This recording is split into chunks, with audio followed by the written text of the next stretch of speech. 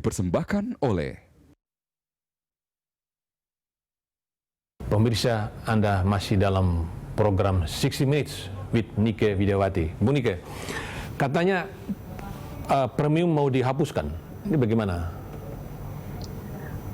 Kebijakan, jadi premium itu adalah jenis bahan bakar khusus penugasan. Jadi mengenai itu, karena ini khusus penugasan, maka kebijakannya adalah pemerintah. Jadi Pertamina tidak pernah ada rencana untuk melakukan itu. Jadi semuanya adalah kebijakan pemerintah. Kita sebagai operator akan menjalankan. Ketika sekarang kita masih ada diberikan penugasan itu, maka kita akan jalankan penugasan tersebut.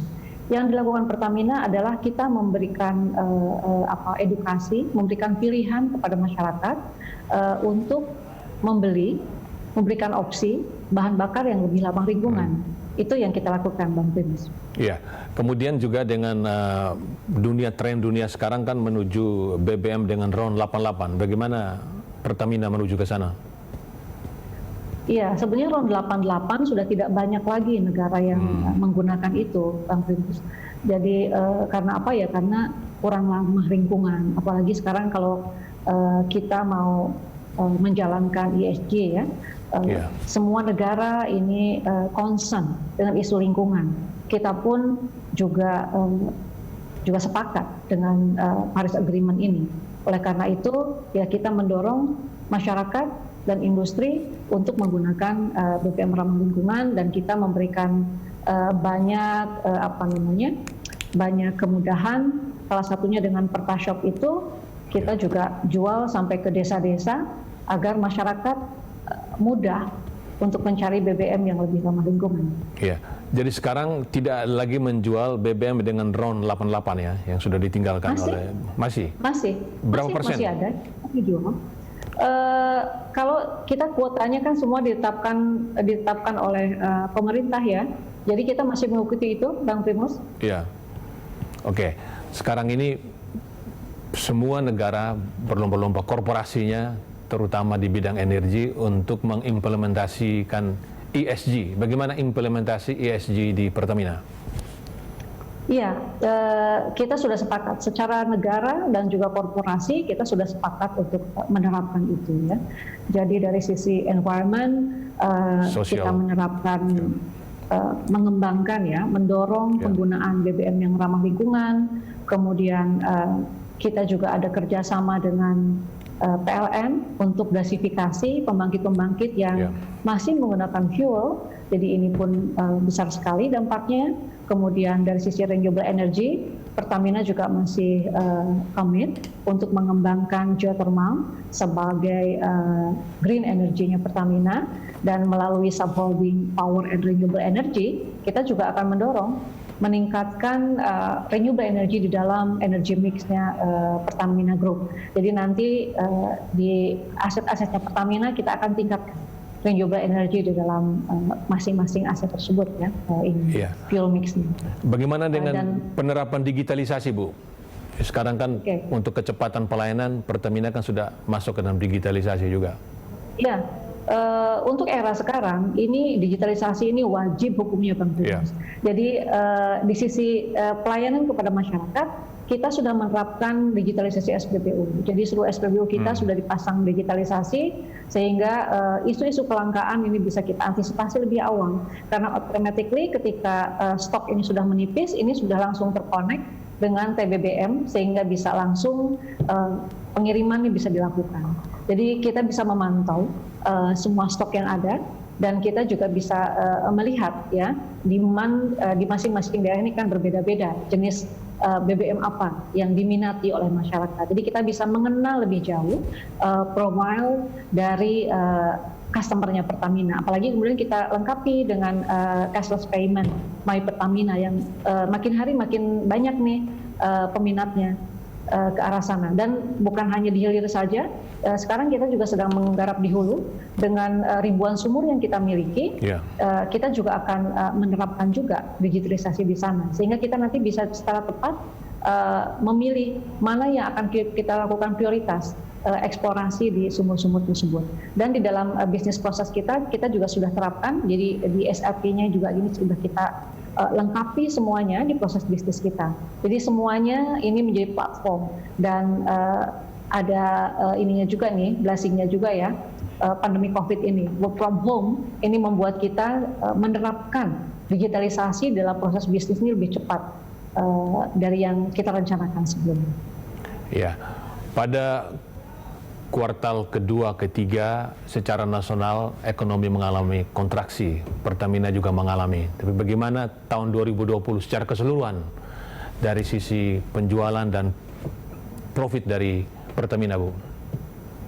Ya, Bang Primus, pandemi COVID ini luar biasa sekali. Jadi Pertamina ini mendapat triple shock, beberapa kali saya sampaikan. Yang paling berat itu demand, turunnya ini luar biasa. Kota-kota besar saat pandemi ini turunnya sampai 57%. Jadi secara nasional itu turun 25% revenue kita. Ini belum pernah terjadi sebelumnya. Dan penurunan harga minyak ini juga sangat luar biasa. Yang tadi saya sampaikan bahwa profitability datangnya dari hulu. Jadi ketika harga minyak turun, maka profitability-nya juga kena.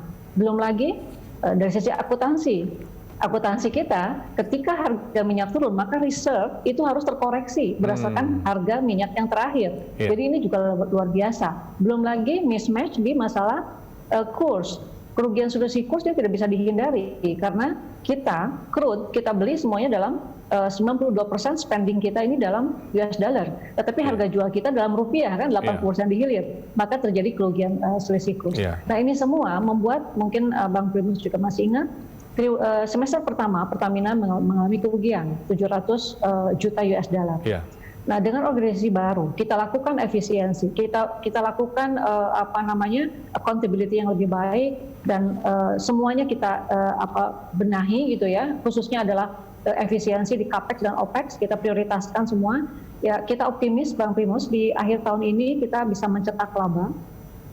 Dan khususnya adalah dari si EBITDA kita bisa keep masih di 7 miliar US dollar dan kita juga optimis dari sisi profitability, net profit kita bisa mencapai sekitar 800 juta US dollar. Luar biasa, ini sebuah turning around yang luar biasa. Semester kedua bisa membukukan profit itu di atas 1M sehingga total tahunan ya, total year bisa profit 800 juta Bu ya. Ya, luar biasa Pertamina. Nah, bagaimana Pertamina untuk mewujudkan valuasi market valuation mencapai 100 miliar dolar, Bu?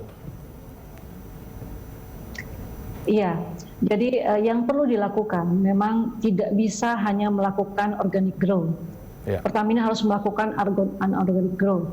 Karena kita melihat dengan global energy transition, banyak pengembangan baru yang dilakukan oleh Pertamina.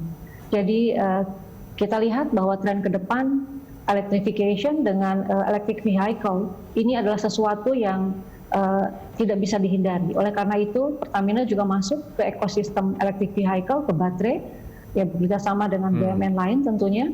Dan ini kita harapkan menjadi salah satu lini bisnis yang akan bisa meningkatkan market cap-nya Pertamina ke depan. Dan kemudian kekuatan Pertamina ini adalah juga di distribution dan logistik. Ini tentu juga bisa meningkatkan market cap Pertamina. Dan yang ketiga adalah petrochemical.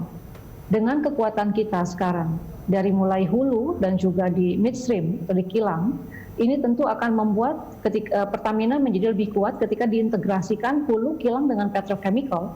Ini menjadi competitive advantage bagi Pertamina di dalam bisnis petrochemicalnya. Apalagi nanti kemudian ini dilanjutkan dengan hilirisasi dari sisi industri di hilirnya lagi dari petrochemical. Nah, sebagai import substitution tentunya. Jadi ini yang akan menjadi mesin pertumbuhan Pertamina ke depannya. Bu, satu pertanyaan terakhir Bu. Jadi kesan paling utama, satu kesan di HUT ke-63 ini apa Bu? Agile, transform. Jadi ini kita harus melakukan perubahan besar, lompatan besar. Pertamina yang sudah 63 tahun dengan struktur yang sudah besar seperti ini harus mampu melakukan perubahan. dan harus tetap tumbuh secara berkesinambungan. Jadi transformasi Bu ya.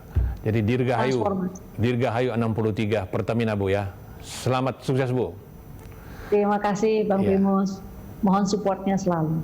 Siap Bu. Demikianlah 60 Minutes with Nike Widiawati atas nama seluruh kerabat kerja yang bertugas. Saya Primus Darimulu undur diri. Sampai jumpa.